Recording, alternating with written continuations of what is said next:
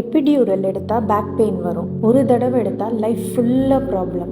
யார் சொல்கிறது கரெக்ட்னு எனக்கு ஒன்றுமே புரியல. டெலிவரியை விட இந்த டெசிஷனுக்கு தான் எனக்கு ரொம்ப பயமாக இருந்தது. எடுக்கலாமா வேணாமான்னு ஒரே கன்ஃபியூஷன். அப்போ தான் டாக்டர்கிட்ட ஓப்பனாக பேசினேன். அவங்க ஒரே பதில் தான் சொன்னாங்க. எல்லாருக்கும் ஒரே ஆன்சர் இருக்காது.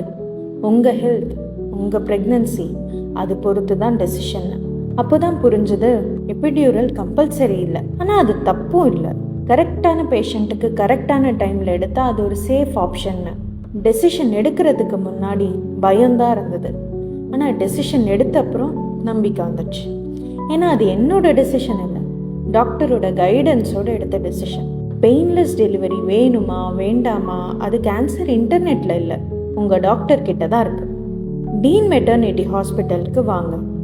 சரியான கைடன்ஸோட நம்பிக்கையான கேர் கிடைக்கும்.